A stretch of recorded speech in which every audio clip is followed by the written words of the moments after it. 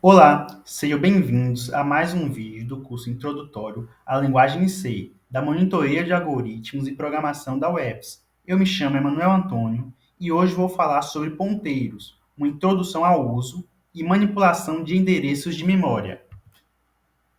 Esse vídeo será dividido nos seguintes tópicos, sendo eles conceito, operadores, aritmética e manipulação, ambos abordando sobre o tipo de dado ponteiro.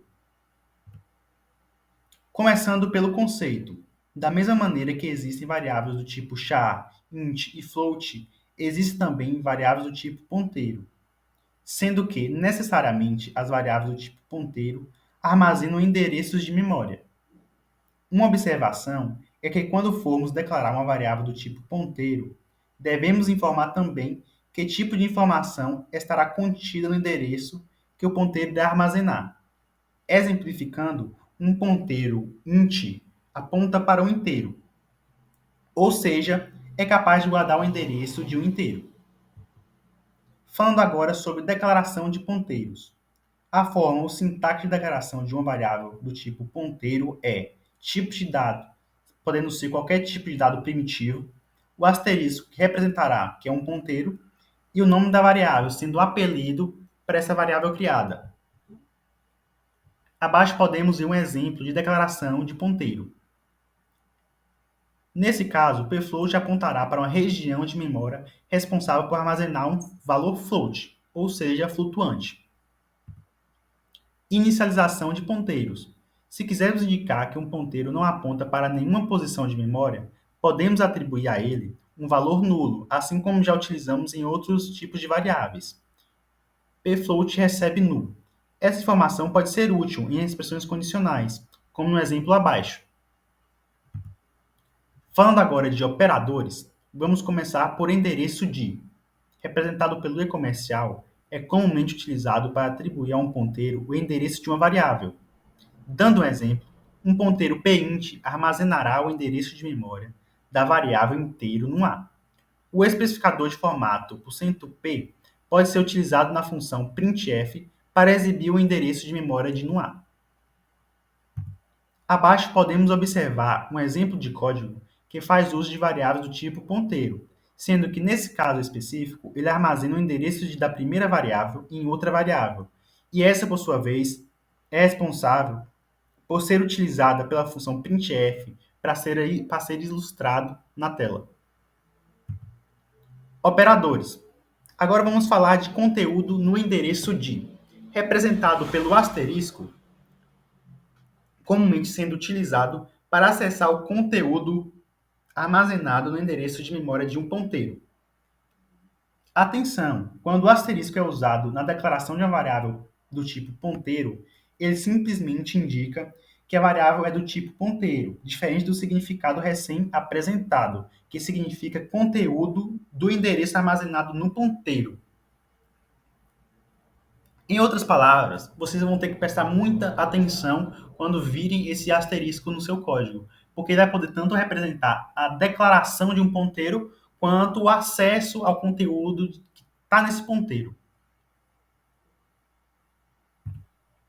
Abaixo podemos observar outro uso de variável do tipo ponteiro. Nele podemos ver que ele utiliza o asterisco para mostrar o valor armazenado no ponteiro e não seu endereço, diferente do que foi feito no exemplo anterior. Para fins de curiosidade, o valor exibido nessa função printf para num A será 20. Falando agora de aritmética. Seriam PA e PB dois ponteiros do tipo inteiro, têm-se as seguintes operações. Atribuição. Nesse caso, PA irá receber o mesmo endereço armazenado por PB. Incremento. Nesse outro caso, PA passa a apontar para o próximo inteiro.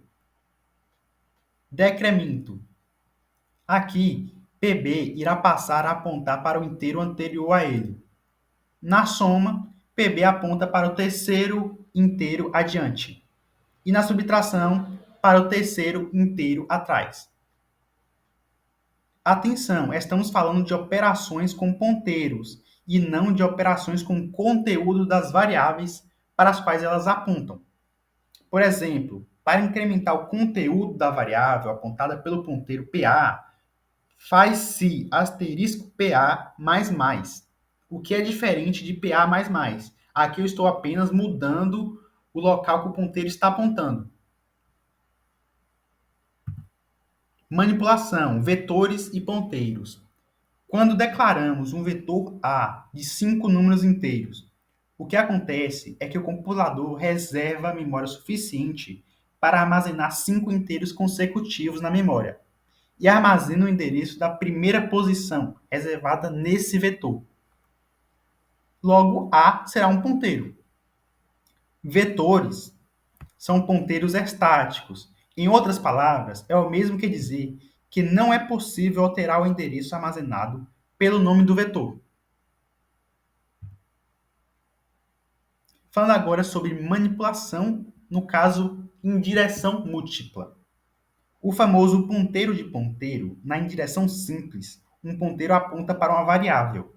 Já na indireção múltipla, um ponteiro pode apontar para outro ponteiro, e esse último apontar para qualquer outra coisa, inclusive outro ponteiro. Mas não se preocupe, isso não costuma passar de ponteiro de ponteiro. Pode ser declarado dessa forma: tipo de dado, asterisco, asterisco, nome da variável. Ou seja, apenas um asterisco a mais que a declaração de um ponteiro normal. E abaixo podemos ver um exemplo de como seria essa declaração. Ou seja, float aponta para uma região da memória que armazena outro ponteiro para float.